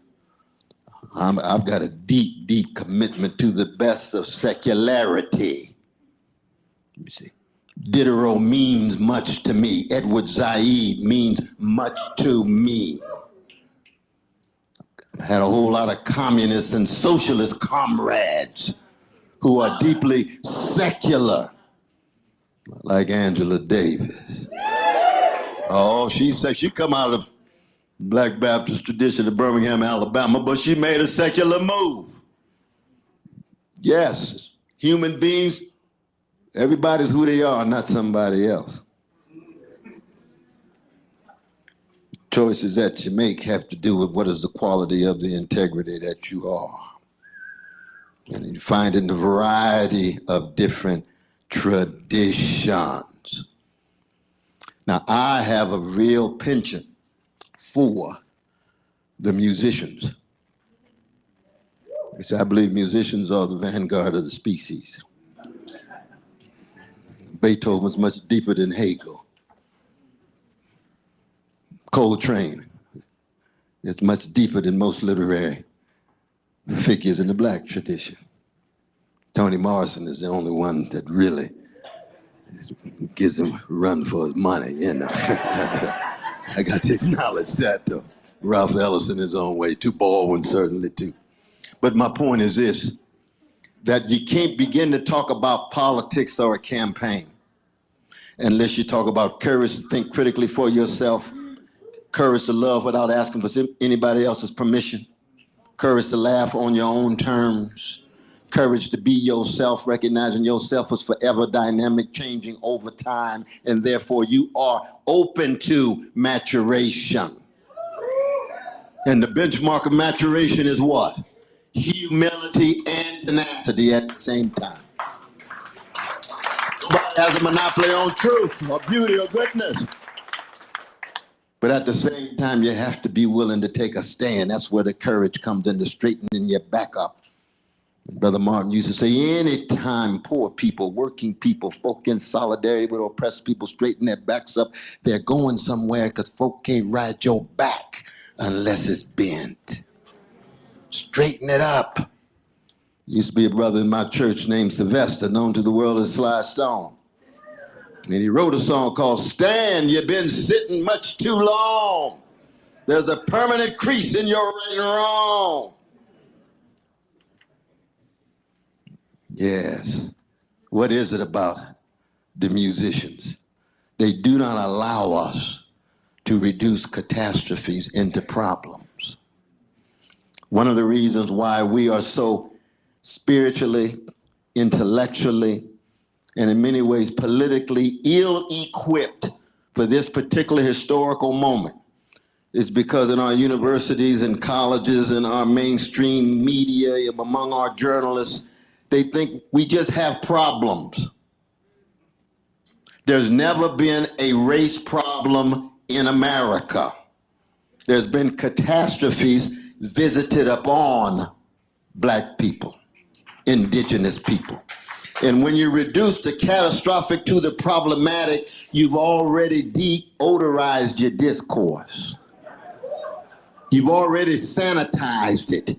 You've already sterilized it in such a way that you cut back on your fortitude to confront catastrophe. That's why when my brother talks about the blues is not about a problem. Billie Holiday sings about strange fruit that the Jewish brother Naropa wrote about black bodies swaying in the southern breeze. That's not a problem. That's a catastrophe. Same is true for our working people, working class, each working people's problem. No, catastrophes visited upon them, given the greedy bosses and given the obsession with profit, more profit, social needs, afterthought. Never been a woman's problem. The catastrophes visited upon women, all colors and nations. So how do we remain attentive so we can be attuned to what is bombarding us? Ecological catastrophe, possible nuclear catastrophe, economic catastrophe, grotesque wealth inequality. 3 individuals have wealth equivalent to half the population. 160 million. That's a key sweat moment. Something just ain't right. Something just ain't right. 1% of the population own 90% of the wealth. That's levels of organized greed, out of control, and it has a long history. Yes, it goes back to imperialism, colonialism, and so forth. It has been intensified since 1973 with the deep crisis in the world capitalist economy and the U.S. empire that sits at the top of these layers of catastrophe. It's almost echoes of Walter Benjamin's great thesis on history and the angel of history dealing with the pilage of wreckages on it, catastrophes. And we wonder whether, in fact, first can we see them, and then what do we do about them? And what is, again, so distinctive about this institution is always connecting the spiritual and the social, the personal and the political, the existential and the economic, because it's spiritual catastrophes that go hand in hand with the political ones, the economic ones, the ecological ones, and the social ones. How does one equip oneself? And so this campaign is about, first, let's just be honest and candid about the catastrophes. You see? Oh, yeah. We live in a moment of such overwhelming spiritual decay and moral decadence where the richest nation in the history of the world could have over 20% of their precious children and almost 30% of children of color living in poverty. I was just in LA the other day at Skid Row, 15,000 folk in a city of unhousedness in the richest nation in the history of the world. That's a level of callousness. That's a level of indifference. And Rabbi Heschel is right. Indifference to evil is more insidious than evil itself. And we have a whole culture of indifference, of turning one's back on poor and working people. And then you end up with a political system of legalized bribery and normalized corruption with big money, not just dictating, but sometimes outright paying politicians and writing legislation for their own interests as poor and working people are an afterthought. We saw it with Brother Bernie. I've got some challenges with Bernie lately. We won't get into that right now. I love my brother, but wrong when it comes to not talking about the ceasefire, the end of the siege, and the end of the occupation. Oh, no, that about that. But I love my brother. Bernie was what? He knew that over 70% of American citizens wanted Medicare for everybody, a single payer health care, but it can never get through. The lobbies are too powerful, the money is overflowing. So you end up with such a, not just fragmented, but a shameful medical system. Same is true with our schools. Same is true with the power of capital over working people. Greed out of control. And it's certainly true with an empire that has 800 military units around the world and special operations in over 130 countries, has a military budget more than the next 10 countries combined. And some folks still want to say, we're not an empire, we're just a nation. Get off the crack pipe.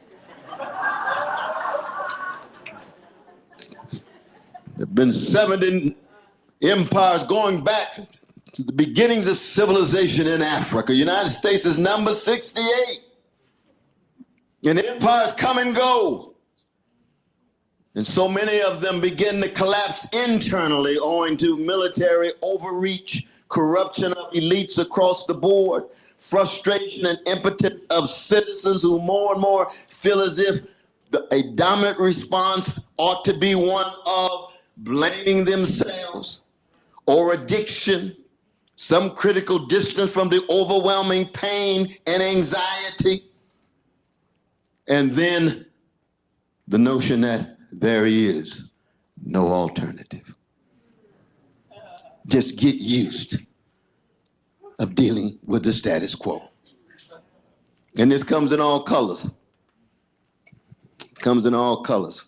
We had this challenge with Brother Obama. Everybody thought he was going to be messianic.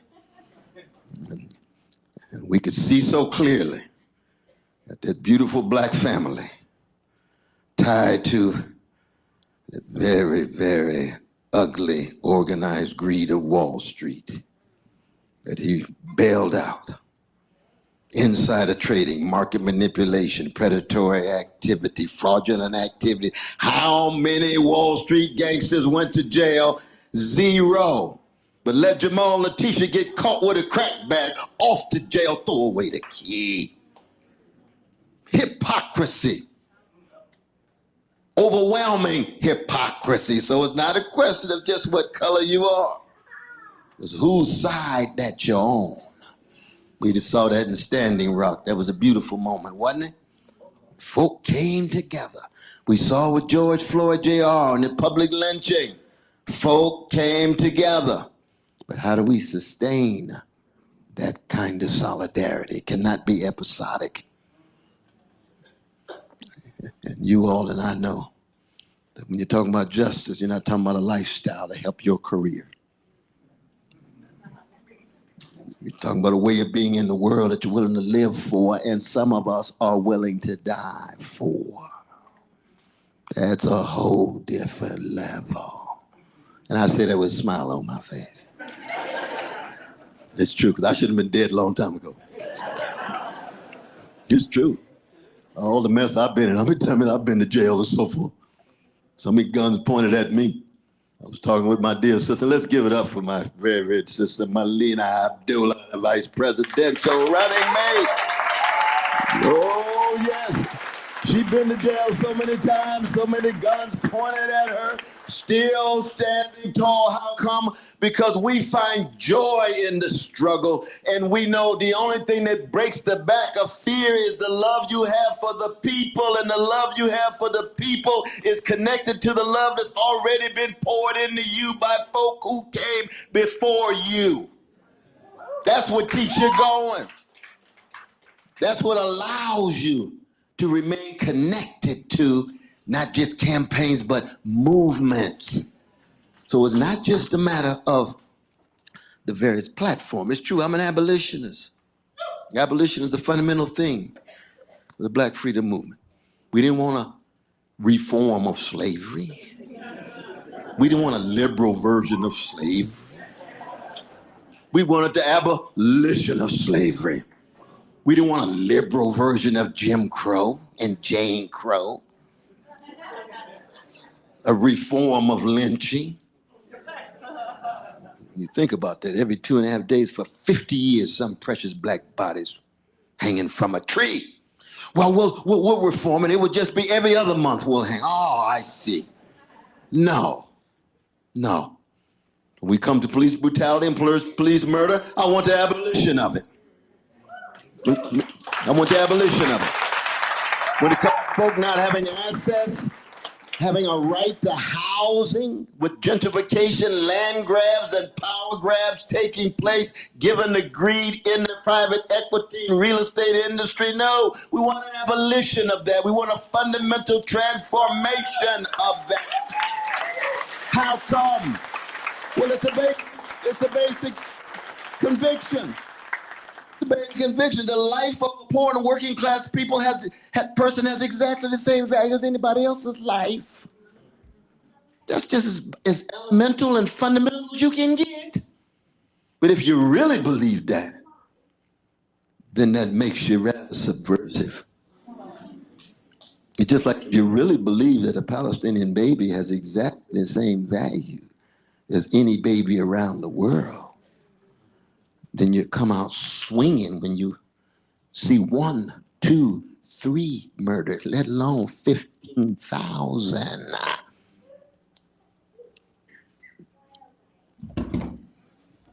Basic moral, spiritual compass. That's what's lacking in American politics. And people ask me on television all the time, you just don't come across as a regular politician. I said, you don't say. That's like trying to fit a jazz man in a military band. I'm gonna play off the notes and under the notes and flatten some of those notes. Because those are blue notes of dignity, blue notes of defiance. That's my tradition. So when I get in the political realm, you think I'm gonna be a different kind of brother than I've been for the last 50 years? No, not at all. But what they attempt to do is to make you more scared and afraid. I announced in June, the second week, they said, our campaign is fundamentally responsible for pushing America into fascism. I said, wow, I didn't know I had that much power. If I had that much power, I would have abolished poverty a long time ago.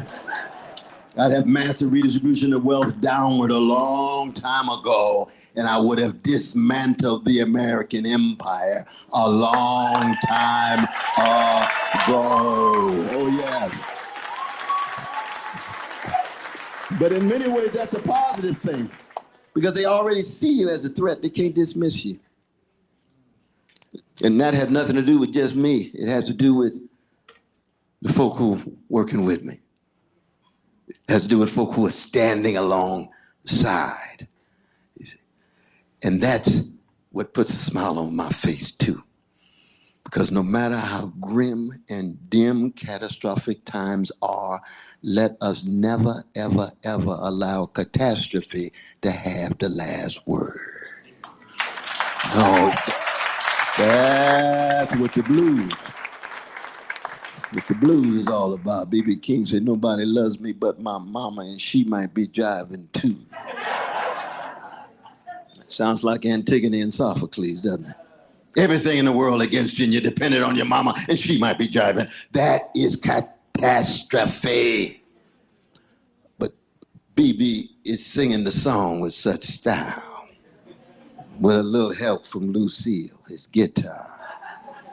And if you listen closely, you can hear Bessie Smith and Ma Rainey and Robert Johnson in his sound. Because if I look closely in your hearts and soul of each and every one of you, I see some love folk who poured into you things that allow you to preserve your sanity and your dignity. None of us in this alone.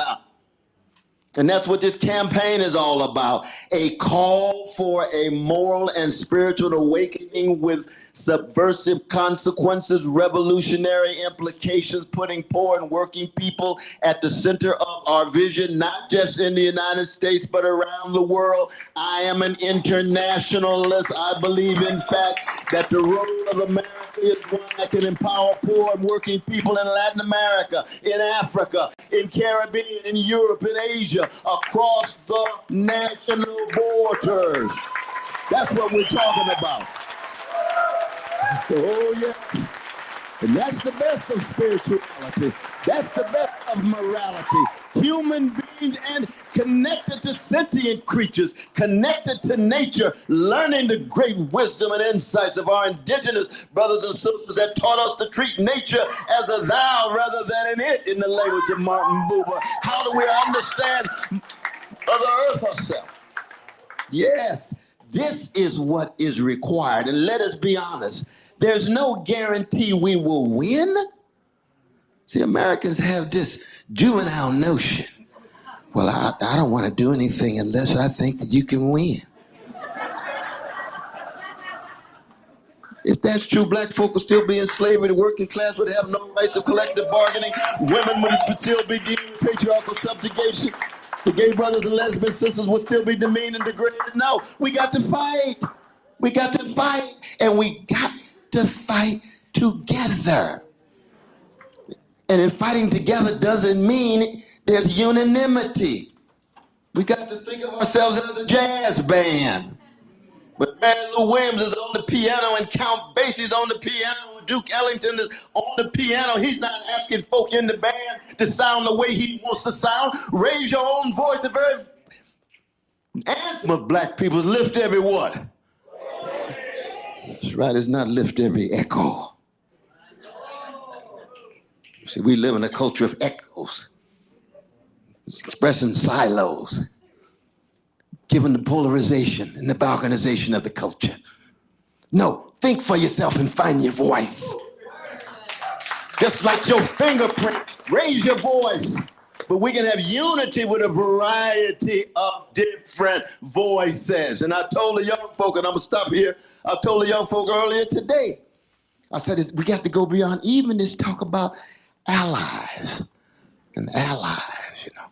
See, when I go with my feminist sisters year in and year out, I might begin as an ally, but after the third year, they say, well, I think he's actually in solidarity with us. He just keeps showing up. That's what we want. That's what we want.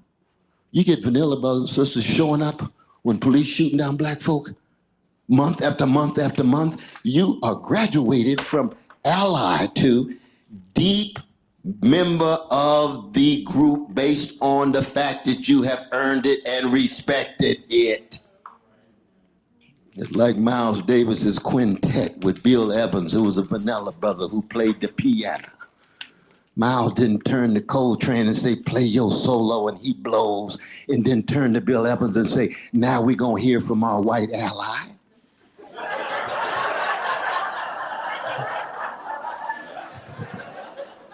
He's in the motherfucking band. He wouldn't be in the band if he hadn't earned it. And Bill Evans knows he's in the band because he sounded so good. Same is true with Greg playing the drums for Sly and the Family Stone. He's a white brother playing the drums. They don't turn to him and say, white ally. No, he's earned it. Play your drummer song, brother. That's what we have in solidarity. Deep commitment to truth and condition of truth is to allow suffering to speak. And we had to be very, very bold about our vision and analysis. Capitalism at the center of it. Profit, monopolies, oligopolies, not just billionaires in some isolated way. These are structures, these are systems that we have to call out, no matter what color the folk are, on moral and spiritual grounds. Imperial policies, yes, in Gaza. Biden, you want to redeem the soul of the nation, but enable genocide and ethnic cleansing and apartheid-like conditions. Please, we were born at night, but not last night. But also AFRICOM on the continent of Africa. Also policies in Latin America. Alliances with neo-fascists in Hungary. We can go on and on and on. We have to be consistent across the board. And can we do it? We don't know. We don't know. I don't believe in inevitability. They could blow up the whole planet tomorrow. We say, well, we had a good time in Naropa last night. Let the cockroaches take over now. That's real. You know, the famous words of one of the greatest blues figures of the barbaric 20th century. His name was Samuel Beckett. I love that brother. He fought in the resistance against French, the German Vichy regime. And Sartre and the others were writing, but they weren't part of the resistance the way Samuel Beckett was. And he says, my favorite word in all of the English language is perhaps. Perhaps. Because you can't talk about the future without talking about the degree to which we intervene in the present to make that future better. You don't talk about the future in the form of a bystander and a spectator. You've got to be an agent and intervener so that when we come together, we authorize a better future and we create that future in light of our solidarity work together. That's what this campaign is about. And you all been so kind to stay so long, but I salute you. And I do hope you do decide to become part of this campaign. There's no doubt about that. But if you don't, and I believe in defending people's right to be wrong, I'm a libertarian about these things. You know, you disagree with me, I don't believe in Pied Pipers. I'm a judge, man. I don't believe in Pied Pipers. Everybody got to follow one leader. No, not at all. You got a whole lot of folk who are forces for good out there. But I'm thoroughly convinced that this campaign at this particular historical moment is the most important way of intervening. And I do ask for your help. Thank you so very much. Stay strong in what you're doing.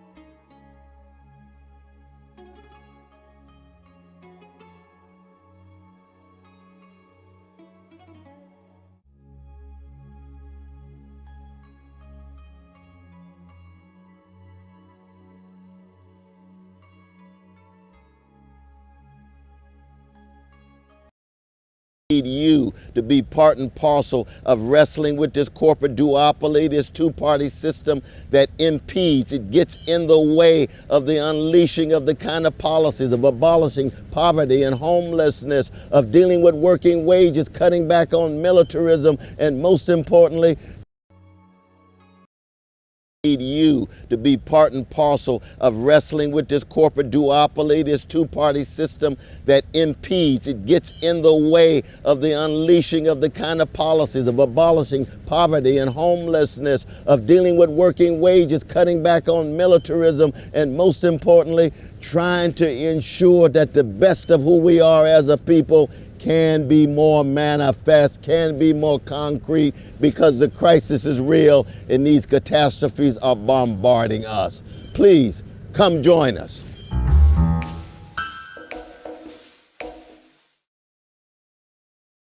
Solidarity in the face of catastrophe. Let us march together. Let us fight together. Let us laugh together.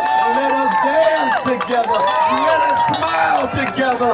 Let us cry together. We will not allow the organized greed to have the last word. Love supreme or love supreme.